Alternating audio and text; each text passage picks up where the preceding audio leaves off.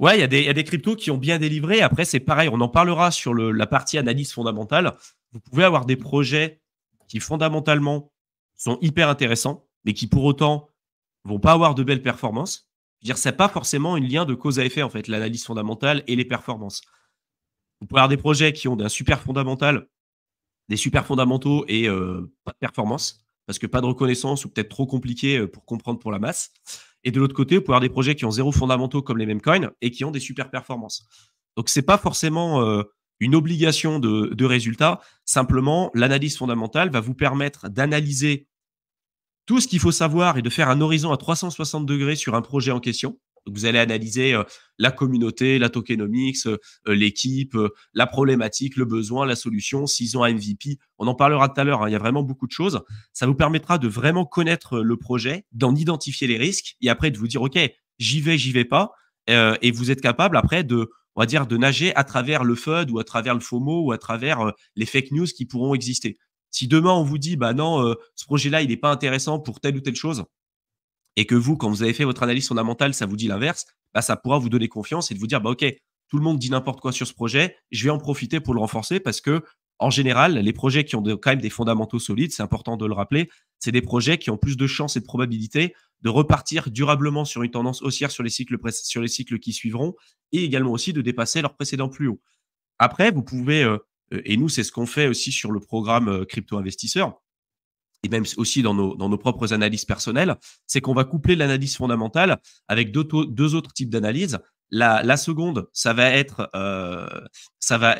l'analyse on-chain, donc d'être capable d'analyser ce qui se passe d'un point de vue on-chain, donc sur la blockchain, qui est quand même un système aujourd'hui immuable, décentralisé, qu'on ne peut pas falsifier ni quoi que ce soit. Et donc, vous pouvez suivre les gros portefeuilles, par exemple des baleines qui ont des centaines de millions, voire des milliards sur certaines crypto-monnaies. Quand vous voyez que tous les petits porteurs commencent à vendre, mais qu'il y a quand même des grosses baleines qui continuent d'en accumuler et qu'il y a beaucoup de FUD et qu'en plus, vous, derrière, vous maîtrisez le projet et les fondamentaux, vous dites, OK, là, il y a peut-être quelque chose qui se passe, donc je vais vérifier en fait ce qu'on me dit et je ne vais pas prendre pour argent comptant tout ce qu'on va me dire sur Internet et je vais pouvoir vérifier véritablement l'information.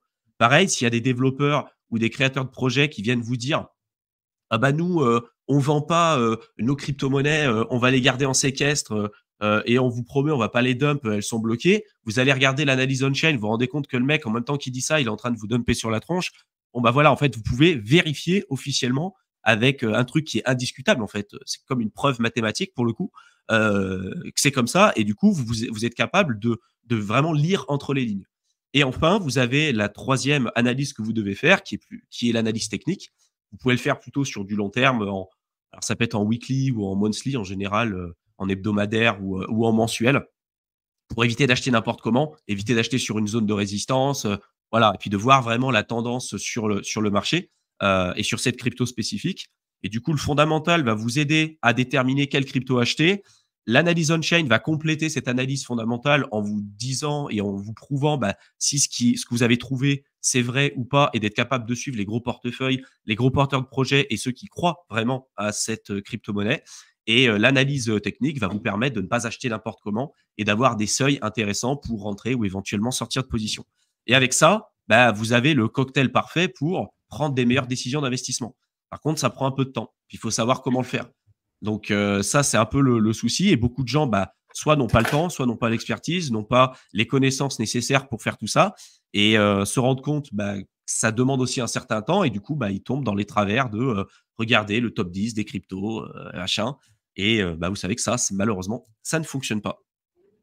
Et petit spoiler, on va voir après que c'est la majorité des gens qui sont dans ce cas-là, hein, parce que c'est vrai qu'on le répète souvent, mais vous inquiétez pas, après, on a préparé des petites données derrière les fagots pour vous montrer qu'en gros, il faut pas passer tant d'heures que ça à étudier les projets pour être un petit peu dans le haut du panier. Mais bon, Mm. on va passer peut-être sur les articles avant et on en parlera après Ouais. sur la partie analyse fondamentale. Chani qui dit que XRP n'a pas dépassé son ancien ATH, non, bah, ça fait 7 ans. Hein. Ça fait longtemps. Et puis si tu exprimes le XRP vis-à-vis du Bitcoin, ça c'est une réalité aussi. Hein. Beaucoup de gens ne veulent pas le voir, mais ça fait 7 ans que le XRP saigne par rapport au Bitcoin. Voilà. Est-ce que ça va continuer d'être le cas dans les prochaines années? J'en sais rien. Et sur les 7 dernières années, ça n'a pas été un bon investissement. Euh...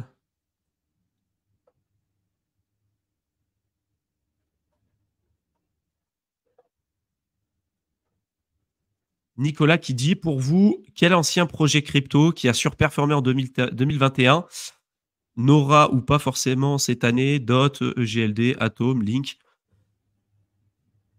Il y a beaucoup de projets qui ont extrêmement bien performé sur le cycle précédent. Par exemple, moi, si je prends le cas de la GameFi avec Axie Infinity, je ne suis pas convaincu que ce soit celui qui performera le mieux dans la partie GameFi sur ce cycle. Parce qu'il y a des projets bien mieux, avec une bien meilleure tokenomics, et les gens veulent de la nouveauté. C'est la réalité. Ils veulent de la nouveauté, ils veulent pas acheter un truc, un ancien jeu qui en plus n'est même pas un jeu et qui n'est pas amusant. Je ne sais pas si vraiment vous avez essayé d'y jouer à Axie Infinity, mais franchement, c'est du grind, quoi. C'est pas... J'appelle même pas ça un jeu, quoi, globalement. C'est pas intéressant pour ceux qui sont un peu gamers. Et après, dans le lot, ouais, il y a beaucoup de crypto. C'est très compliqué de faire des prédictions là-dessus. Hein. C'est vraiment au doigt mouillé. Hein. Tu as des projets, même comme Atom, qui fondamentalement, ou comme Link aussi, hein, qui fondamentalement ont vraiment un gros socle solide. Mais de te dire, bah, parce qu'ils ont un fondamentaux, forcément, ils vont avoir de belles performances, c'est difficile. Atom, ce qui leur a un peu posé problème, au départ, c'était leur tokenomics. Pour autant, bah, ils ont quand même un super écosystème, ils ont plein de projets qui tournent autour d'eux. Et aujourd'hui, bah, en termes de performance, ils sont à la traîne. Mais ça reste un ancien schéma narratif avec un ancien un code de cycle 2, donc c'est pas tout de suite que c'est censé pumper aussi, quoi. Ouais, puis surtout, on va en parler après, mais ça fait des bonnes intros pour l'analyse fondamentale. Au final, il faut regarder un petit peu l'utilité du token, la tokenomique, bien sûr. Mais la grosse différence, par exemple, entre Link et Atom, c'est que Link, le token, il a vraiment une utilité dans l'écosystème. Atom, un peu moins. Au final, c'est vrai qu'ils ont un super écosystème pour développer tout l'écosystème Cosmos, pour ouvrir des chaînes et tout. C'est vraiment, en termes de technologie, c'est vraiment pas mal ce qu'ils font. Par contre, leur token en soi, tu n'as pas forcément besoin de l'utiliser tant que ça pour profiter des technologies de l'écosystème. Donc, en termes de price action juste sur le token, mais potentiellement, tu n'en as pas besoin de l'utiliser.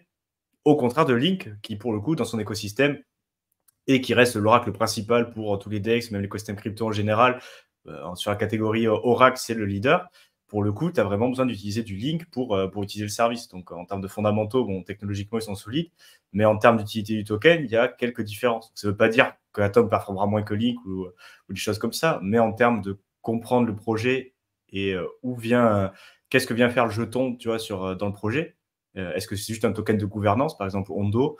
Tu vois, il y a une grosse hype sur les RWA, mais Ondo, c'est vrai que c'est un token de gouvernance. Donc après, ça ne veut pas dire encore une fois que ça ne pumpera pas, mais en termes d'utilité, tu vois, pour payer des frais de gaz, ça ne sert pas à ça. Donc, ça enlève peut-être un petit peu de nécessité d'utiliser le token et potentiellement, pour le prix, ça peut jouer. Mais il faut comprendre tout ça pour savoir si potentiellement il y a quelque chose qui nous attend ou pas. Et c'est vrai que Link, par exemple, quand tu vois que c'est une technologie qui sous-tend un petit peu tout l'écosystème DeFi, que c'est les oracles, qu'il y a énormément d'acteurs qui en ont besoin, même les institutionnels et des choses comme ça, tu dis, bon, les fondamentaux, ils sont quand même solides. Après, bon, ça ne veut pas dire qu'il ne sera pas surperformé, et il sera très sûrement d'ailleurs surperformé par des projets sans fondamentaux avec la hype, parce que ça joue quasiment encore plus que les fondamentaux. Mais bon, dans l'idée, quand même, sur le long terme, Link, il est quand même là pour durer, il développe, il continue de faire des choses. Donc, même s'il performe, ça va peut-être pas être un des top performers, c'est peut-être un peu une valeur sûre, entre guillemets, tu vois, parce que tu sais que tu vas faire moins de multiples, mais il y a quand même très peu de chances qu'il pumpe un petit peu dans le bull run, tu sais ce que je veux dire. C'est pas forcément. Ou qu'il arrive à zéro, hein, ou que ton projet arrive à zéro aussi, tu vois. Voilà. C'est ça aussi. Hein. Après, il faut comprendre aussi que Link, on en a beaucoup parlé, mais leur marché, c'est pas les retail. Hein. C'est les instituts, c'est les business, c'est ceux qui veulent lancer des projets. Donc, c'est du B2B eux, qu'ils font. Hein.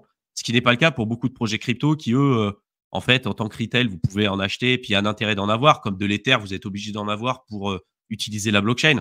Mais le Link, en réalité, ils s'en foutent hein, que les retail l'achètent d'une certaine manière, parce que c'est même pas leur profil cible, en fait. Si vous écoutez Sergei Nazarov, il faut vraiment écouter. Hein, c'est un gars qui a vraiment beaucoup de choses à apporter à l'écosystème. Ça fera partie des infrastructures, je pense, dominantes dans les prochaines années, parce qu'on parle de Link comme étant Oracle, mais ils font bien plus que ça. Aujourd'hui, Link, c'est pas qu'un Oracle, ils font beaucoup, beaucoup, beaucoup d'autres choses, mais c'est plutôt un business vraiment destiné au B2B, quoi. C'est business versus business, quoi. En gros, vente aux instits, développement de projets. Il y a vraiment beaucoup de choses qui sont en train de faire et ça reste l'un des protocoles les plus utilisés dans l'écosystème crypto, quoi.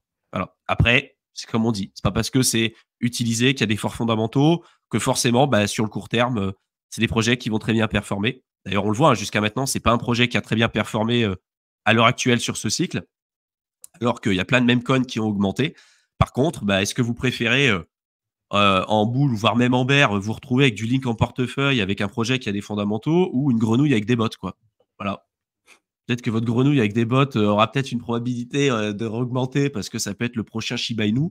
La réalité, c'est que, il y a très peu de chances que ce soit le cas, quoi.